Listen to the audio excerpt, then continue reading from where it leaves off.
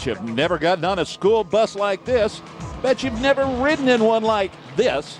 So let Motor Mania give you an education. Kilcare in Ohio is the home of school bus figure eight racing, along with late models, a few other extracurricular activities. Be sure to take notes. There'll be a test after the show.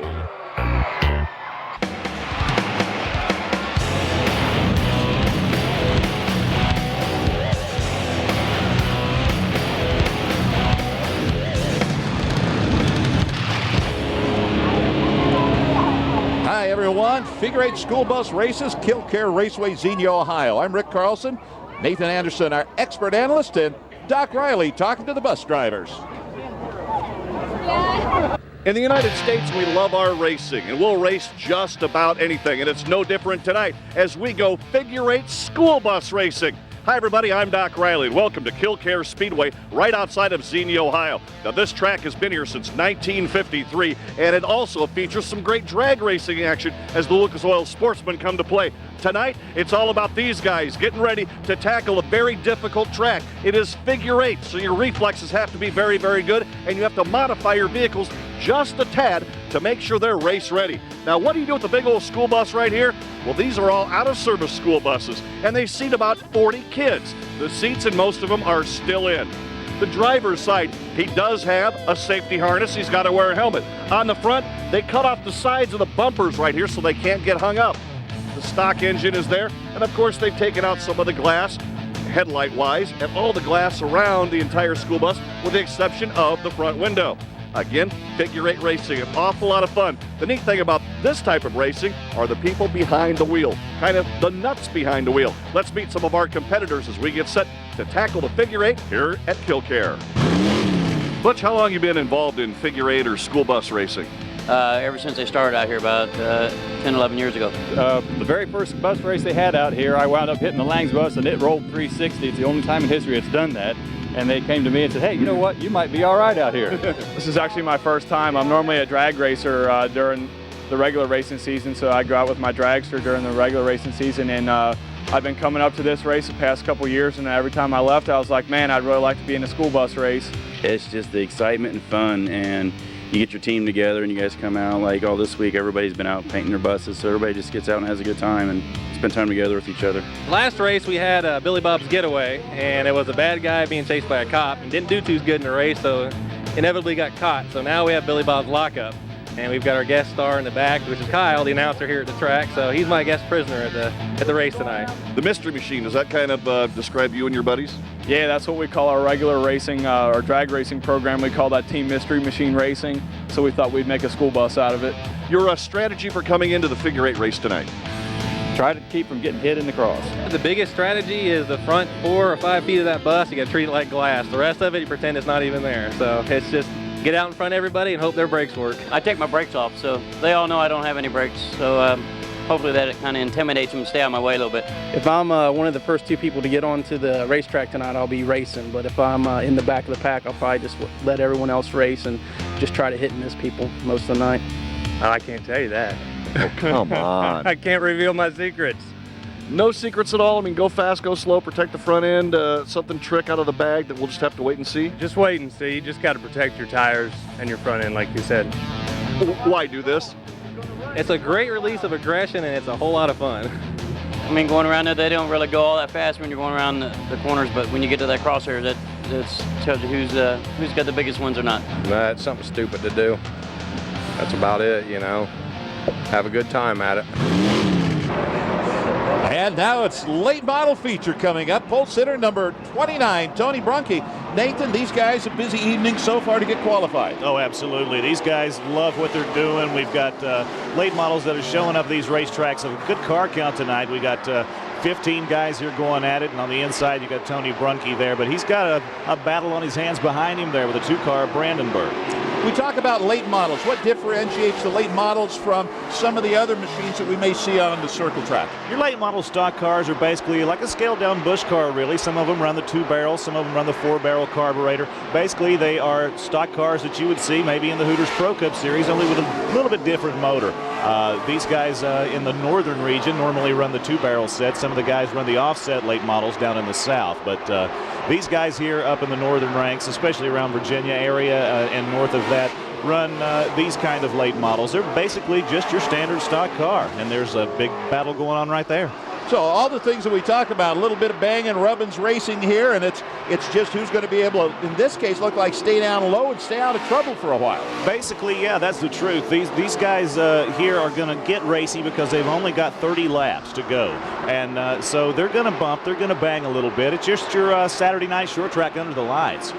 Here in lap number 5, you can see some of them are trying to sort things out and really find a groove, and a groove that they can stay in. You have to move up, high, low, whatever, to get around others. So you're really hunting a little bit here early, I think. Oh, got one guy getting loose here. That's the 24 car of Tim Allensworth, and he is a little bit squirrely coming out of the corner there. But look up here, we've got the 21 car of Vallow chasing down our leader, Tony Brunke. Brunke in the lead, Vallow in second place. Late model finishes and buses coming up next. O'Reilly Auto Parts Motor Mania, brought to you by O'Reilly Auto Parts, home of the professional parts people. By Summit Racing Equipment, the world's speed shop. And by Moroso, race proven. Care Raceway, Xenia, Ohio, lap number 21. 9 to go in the late models, Nathan.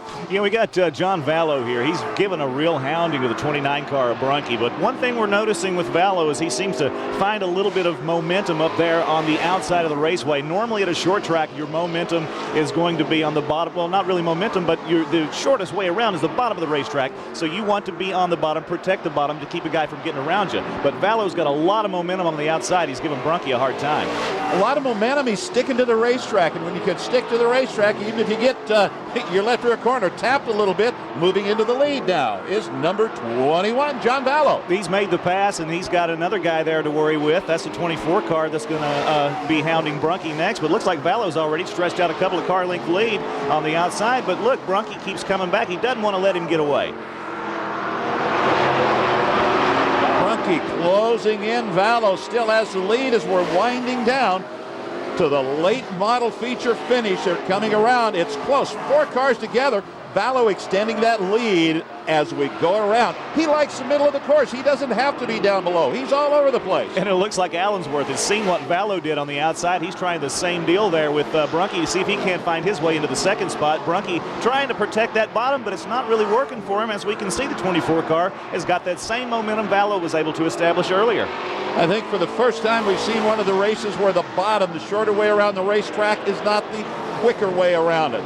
Vallow, though, looks like he is just extending the lead, nobody closing ground.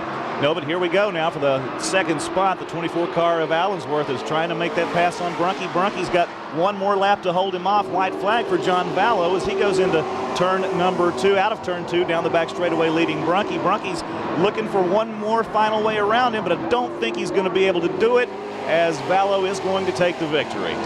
John Vallow hanging on, Brunke second, Burba third, Allensworth finishing in the 4th spot. And let's go to Doc Riley with our winner, John Vallow. John, congratulations, man. Didn't think you had it in you to get around the 29 car, but you finally pulled it off. Well, you know, I went out there a couple times to test the water, and I couldn't quite make it, so I just made up my mind I was either going to do it one last time or I couldn't, and luckily we come up on a lap car, and he gave me the room. It's time. The starters talking to the leaders. We're going to go figure 8 school bus racing. Bill Sutherland and Mike Martin, and here we go. Nathan, tell us a little bit about this figure 8. What are they trying to do, and what are they trying not to do? Well, they're not going that fast. What they're trying not to do is get nailed in the crosshairs. You heard a lot of guys say in the interviews in the segment that we opened up with, they just want to get through those crosshairs, not get turned around. Buses are kind of slow here, and but that's okay, because sometimes staying slow keeps you out of trouble. And sometimes you're polite, you let everybody else go. Other times you just kind of push your way through and hope the other guys give, especially when you, whoop, that one didn't work. They didn't get out of the way and losing part of a front end. Oh, that's a replay here. You're taking a look at Bobby Cousins on board. Whammo! Takes out the entire front clip of that bus, and he's still going. You can't see much with that shattered windshield. You want to guard that front end. That's where your radiator and all your cooling and steering is. Whoa! Looking backwards from Bill Sutherland's He's on board. He's on the inside of the Wonder Bread bus, and you can see how slow it seems these guys are going, but it's that whole crosshair thing is what they're trying to get through. Here you've got the Mystery Machine getting a little nudge from that orange bus there. Well, we've got him hooked up. We've got a bumper underneath the tires, so they're going to see if they can separate. You know, a lot of times you get out and jump up and down on your bumper to do that, but here you don't dare get out of your bus because you don't know what anybody else is doing behind you. Absolutely not. You can see they just want to maintain some type of speed and not get stopped, because the more you get tangled up with another guy, as we see him going through the dirt, there's the Beavercreek machine. I mean, you just got to keep momentum, keep going, try to get through those crosshairs and not let any of the other buses get by you. It's a good thing they let guys that come from different occupations do this, because the professional school bus drivers, well, I don't think they've learned the right things here.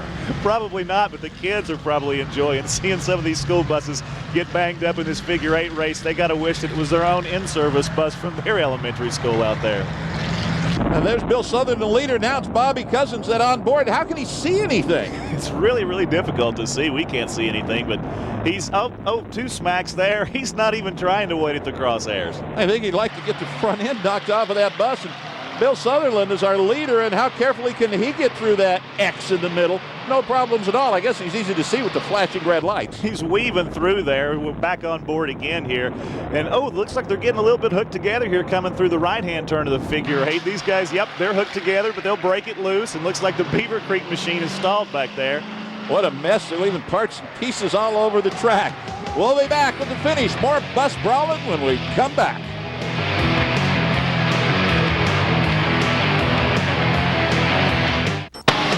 Welcome back to Killcare Raceway, Xenia, Ohio. Figure 8 school bus races. We're in the middle of it as they're out there flashing red lights. Carnage. It's starting right now.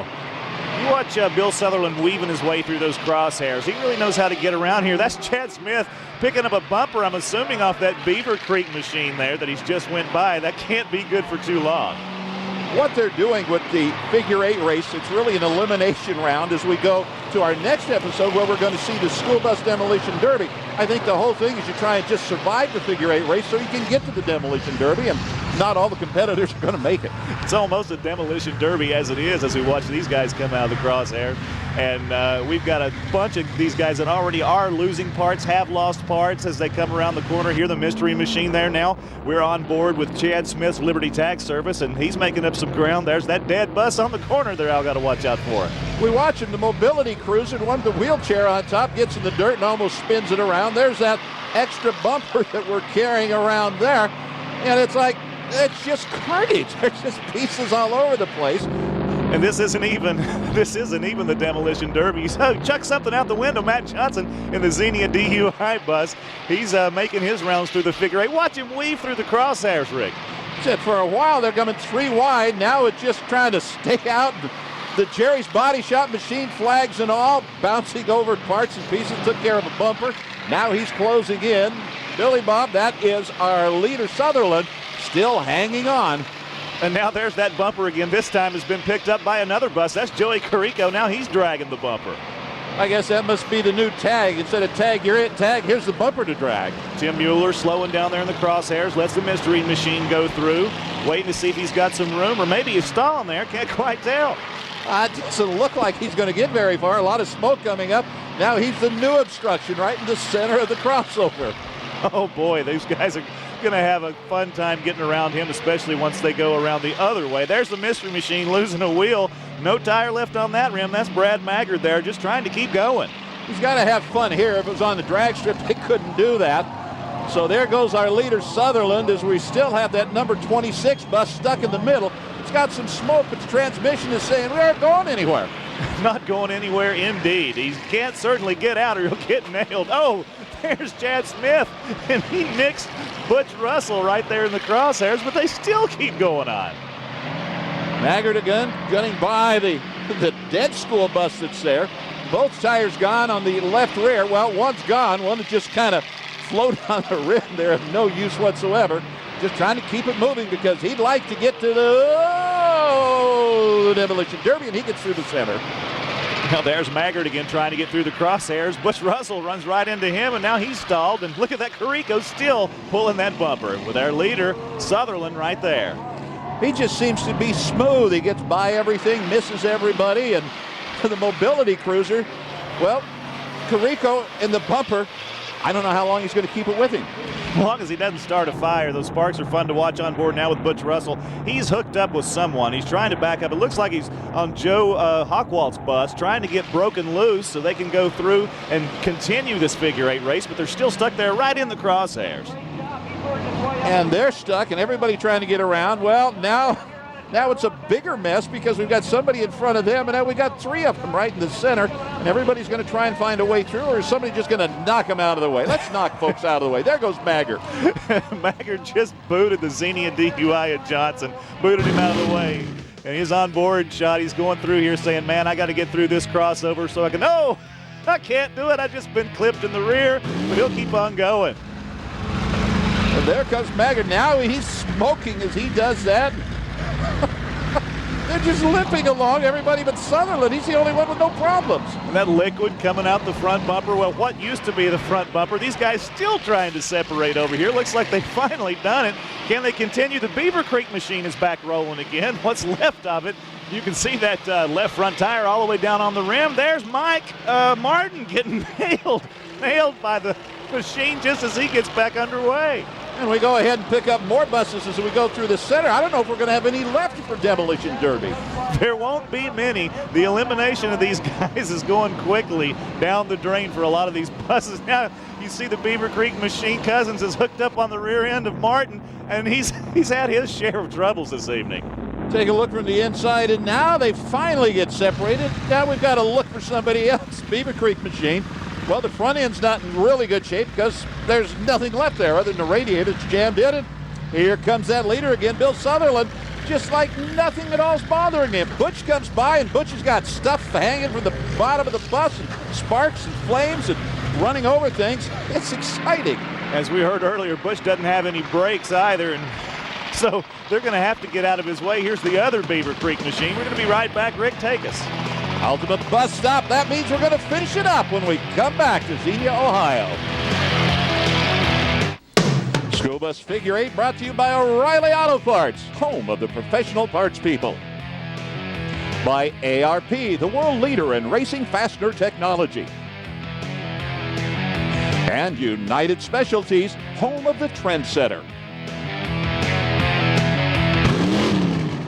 Still working on the figure 8 school bus races, and parts and pieces are getting parked all over the place. But look at Sutherland. He's smashing through things, running over hoods, running over rims, and all the other carnage out there. Just keeps on going like nothing is wrong with just another Sunday drive. It looks like we've got a couple that are looking fairly clean. Sutherland the leader, but everyone else has lost parts. They've lost pieces, and now they're just trying to get through the center where we have buses stalled and stopping and trying to move. And oh, there's another smash. That's Jeff Smith taking a brunt from Hockwald there, and these guys are just having a problem with the crosshairs. As we see the tire there, that could be from the Beavercreek machine. He's on a rim now. Could be from somebody. They've lost it. Now we'll watch. Oh, what do we got? That's a tailpipe hanging down and the bumper coming off the machine. And whoop, we're locked up to brakes. There's no reason to stop there. Let's try and find a clear spot to get through the center, and able to do so. It's almost like follow the leader right now. I'd stay behind Sutherland. Yeah, if it were me, I would too. You can see that's what Butch has on his mind, and he's trying to stay in the tracks of Sutherland. But Butch doesn't have any brakes, so he's doing the best he can not to run into Sutherland. Well, that tire is just about gone. It's going to be leaving Carrico's bus before too long. But he's still maintaining forward momentum. I mean, these guys are determined to finish this thing so they can get to that Demolition Derby. And Bill Sutherland just looks like it's a Sunday drive. He has not been damaged, has not been bumped that much, has been able to steer around most of the carnage and parts and pieces on the track. Bus looks in surprisingly great shape. I've even seen his arm hanging out the window a couple of times, getting a little breeze, just weaving through the crosshairs there, still continuing to go on as we near the end of this thing. And there's that flat of Carrico again. He's still moving. They're not going to have time to do much once this is over and they get ready to go to the Demolition Derby, but he's going to want that tire. And Sutherland, look at that, a checkered flag. Bill Sutherland, your winner. Sutherland completing the highest number of laps in the time allotted. He will move on, and the bus looks just about perfect. Doc Riley catches up with our winner. See what he's got to say. Congratulations. It looks like it was kind of a tough race there, but you were just threading your way through every single bus. Just your thoughts. Just got to pretend the bus is small and weed it through those broken out ones out there. It was a great race, and we're ready to destroy them now. Wrap things up, Rocky Hardcore and the Hardcore Show. What he's going to do, Nathan, he's going to go bowling for cars. Going to go ahead and circle a couple of times around the speedway, get up enough speed, and then try and knock all of the cars down like bowling pins. Yeah, it is kind of like a form of automotive bowling for Rocky Hardcore. This guy, he's got to be a little bit crazy to try this. He's going to do it this time. Nope. One more pass, but yeah, he's got to get up enough speed to take these cars you see here, knock them from the bottom, enough speed to keep them from falling directly on top of him, possibly crushing him in there. Well, let's hope he does it, because we've got all those cars. And just think bowling. I guess it's like you want to hit just off the side of the head pin so you can split them and get the next pair. How's he going to do? Here comes Rocky. Well, they got 3 of them, Rick. He's going to have to come back and work on that spare. And his bowling ball, or the Rocky Hardcore car, looks a little the worse for wear. He's going around, but it's still running. He squeaks to a stop there. He doesn't even have a windshield busted there. Watch him on the reverse angle replay. Hits that car and misses the second one there, but nails the other 2 right in the middle. You can see the parts and pieces flying everywhere, and Rocky's coming through it in a good way. There he is. He's going to climb out of the car. He got all kinds of protection on, wearing leathers, a helmet, and his shin guards, because all that stuff there, the fans like him. Coming up next week on Motor Mania, the School Bus Demolition Derby. The survivors will battle it out here from Xenia, Ohio. And here comes Rocky Hardcore, going to pick up the spare. Can he do it? Yes, he can. He survives the evening and still never even cracked the windshield. That brings this week to a close. We'll see you next week for School Bus Demolition Derby. For Nathan Anderson, Doc Riley, I'm Rick Carlson.